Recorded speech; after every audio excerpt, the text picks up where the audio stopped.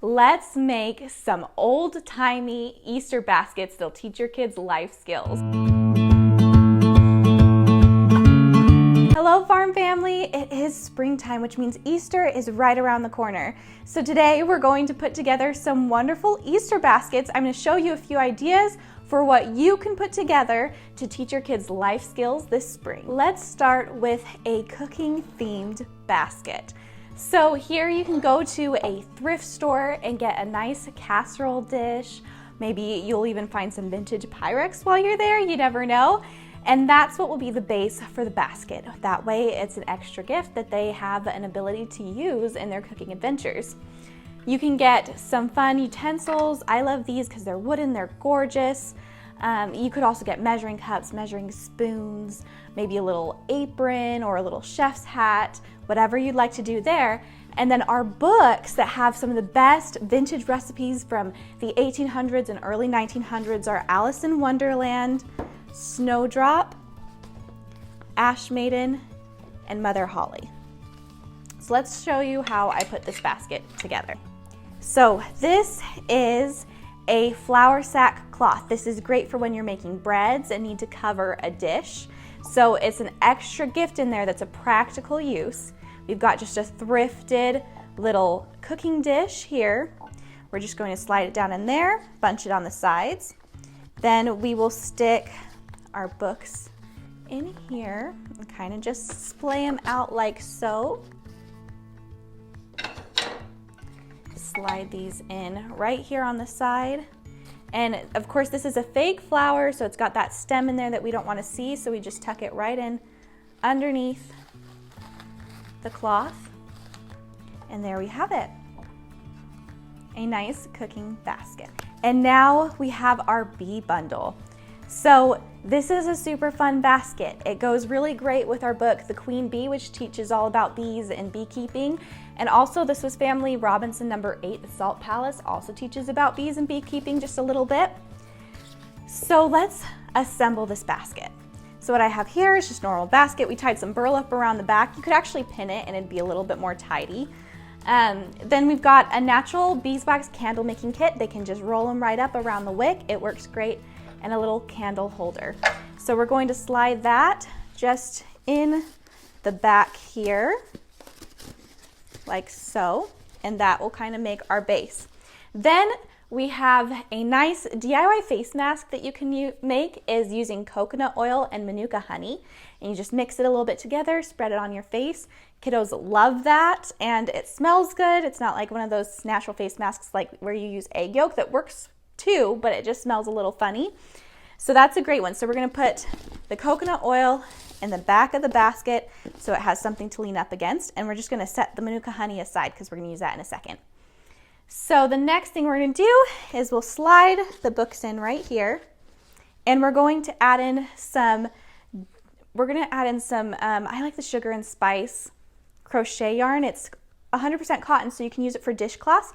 On Pinterest, there's a bunch of great DIY honeycomb granny square crochet patterns that are super easy, and you can just crochet one little honeycomb and use it as a dishcloth, which is super fun. So we're gonna slide that in there. Then we're gonna slip the little candle holder in there. That's great for reading times.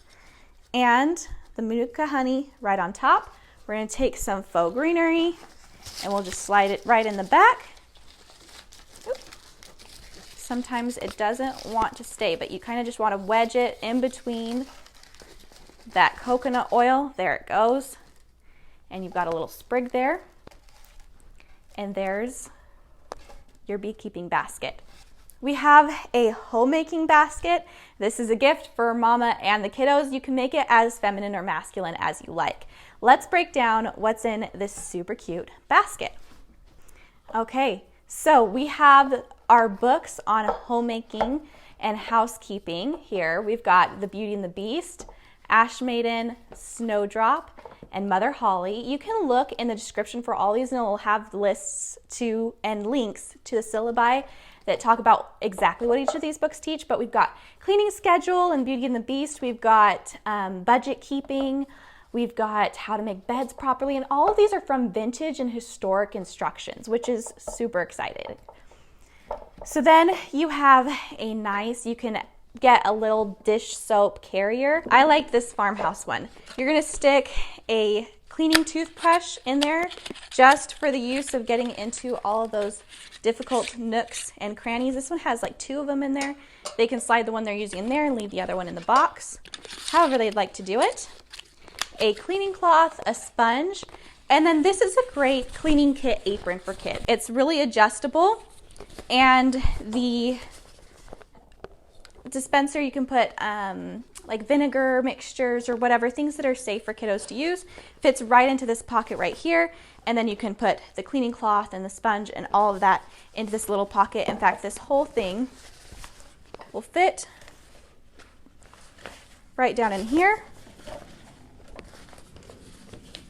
and this one slides right in here. And then it can just go right on their waist, and they've got their little cleaning kit that they can walk around the house with, and you can even strap a little like plastic grocery bag on that they can use as a trash as well, and then they've got their trash right there with them. All right, so let's assemble this basket.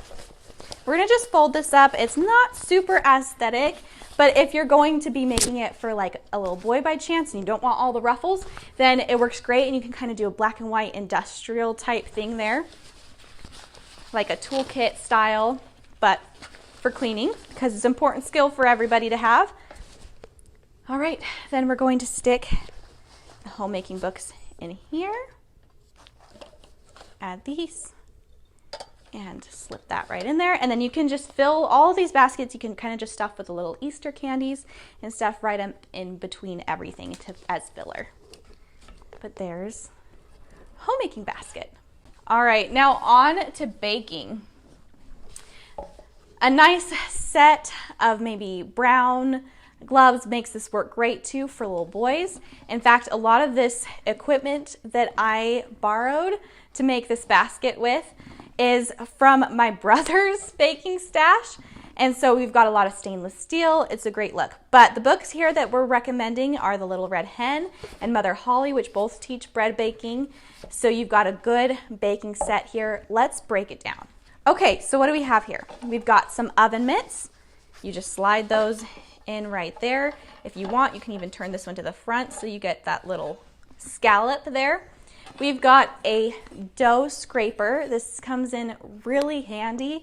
Anytime you're baking, you can just pick up the little bit of dough, you can cut it. Super indispensable, definitely need to have one in every kitchen. And then we've got a dough whisk, which is great in the initial stages of stirring all of the ingredients together, both dry ingredients and wet ingredients, and then the combination thereof. So it's super handy. It's great for combining everything before you get to the point where it's time to use your hands. And then we're just going to slip the Little Red Hen and Mother Holle, which is a Grimm's fairy tale here. We're going to slip those right in there, and voila, you've got a little baking Easter basket. Oh, and I forgot to mention that this is a bread Banneton, so you put the dough in it and it shapes it for you pretty much as you leave it in the fridge or wherever to kind of set and rise. Now, what about for those wilderness enthusiasts? One of the biggest questions I get is, where should I start in teaching my kids wilderness skills? And I always recommend starting with learning to cook outdoors. There's something so incredibly bonding and confidence building about learning to prepare, and then enjoying a meal with your family in the wilderness. So I've got 2 different kits that I'm going to show you, 2 different Easter basket ideas that you can put together. So the first, let's break this down a little bit. We'll start pulling things out here, and I'll show you what's in this basket.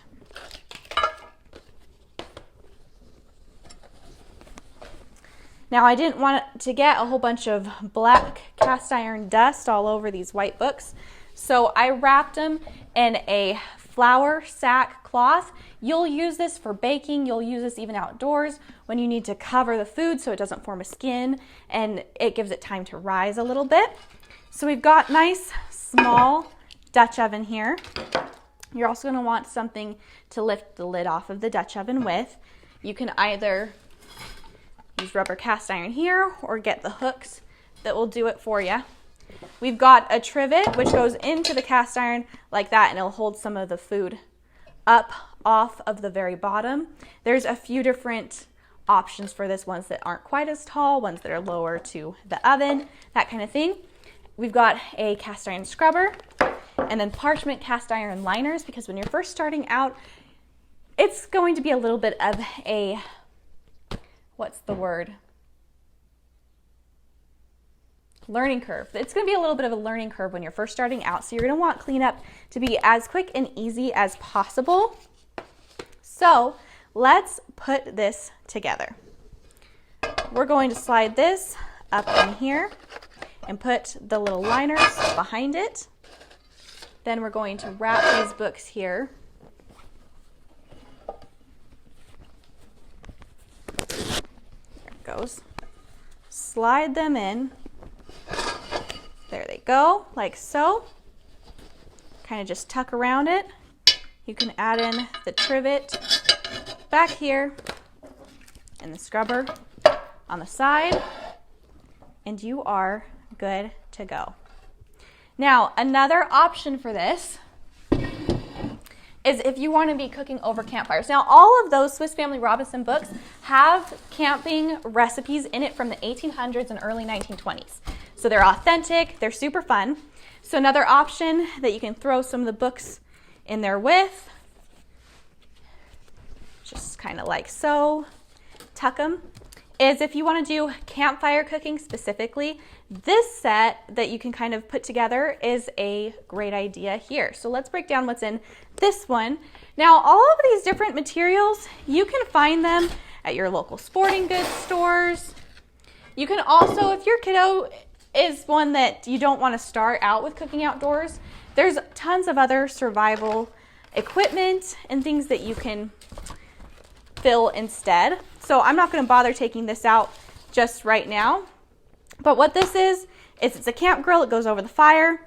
It gives you something to both grill on, or you can set your pots and pans on it. It works great. Then we've got a little broiler, which is always fun. It kind of encapsulates everything if you've got stuff that you don't want to fall out into anything. Stick that over here.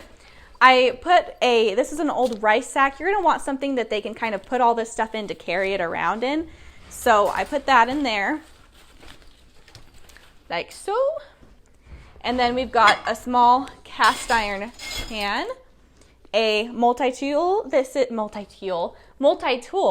This is a Leatherman bolster. You can just slide it right in there or slip it at the bottom. We've got a silicone pot handle holder, because that's going to get hot and you're not going to want to burn any hands. Some cast iron scrapers to get the really stuck on goop off. And then you can slide the books in here, or you can put them in the back too. And that makes a great outdoor cooking set as well. Both of those baskets are a little bit more on the pricey side, but if Easter baskets are a really big deal for your family, and that's kind of Easter and Christmas, I know some families that's the real time that they spoil, and then it's smaller things for birthday and such, then it's a great option there. In fact, actually, the combination of those two were my Easter gift to myself, so that's why they all still have tags on them, is because I decided to get a little bit more fun equipment to use. This last basket is a sewing bundle basket, and again, any of these baskets you can make yourself to go for little boys or little girls. It doesn't have to be specific to either or. Let's break down what we have in this basket. So we've got our sewing bundle of books. It has the first Anne of Green Gables, the second Anne of Green Gables in our series, Snowdrop, which is Snow White, the Grimm's Fairy Tale version, and Taylor of Gloucestershire. I'm not exactly sure how to pronounce that one. Feel free to tell me in the comments. And all those books have sewing projects from the 1800s to early 1900s, and sewing knowledge, stitches, how to make a sewing kit, that kind of thing. And then what I included in here, you can get little 1-yard fabric cuts at the craft store, or you can go thrifting and get pillowcases. I find pillowcases make a really great option for kids that are first learning to sew, because it's a small amount of fabric to work with, and they can make aprons, they can make little nightgowns for themselves out of it, they can make napkins, all kinds of things can be made out of it, or even doll clothes. I threw in some vintage not vintage. I threw in some thrifted sewing patterns that you can stick inside too. Some yarn. This is a nice good sewing kit. If you want to make it ahead, you can just kind of stick the things that they need, pins, needles, thread, all that jazz in here. And then some fake greenery. So let's assemble it. We're going to slip the fabrics along the back here. Add in our large Taylor Gloucestershire, I don't know. And then the other books here as well. You'll add in the sewing patterns, maybe here on the side. Slip this in and the threads. There you are. Alrighty, I hope that gave you some inspiration on Easter baskets that you could put together, some great DIY farmhouse, homesteady, old-timey Easter basket ideas and DIYs. So these were some of the ones that I just thought of off the top of my head to put together, and I'm really excited about how they turned out. In the description, you can find the links to the discounted bundles for a lot of these books, as well as what they teach and their syllabi and lessons that we include in addition to the classic story. So how our books work is it's got the classic stories or the classic fairy tales, and then every other chapter or so, after a story chapter, it'll have a skills chapter that teaches a life skill that matches what the story covered before.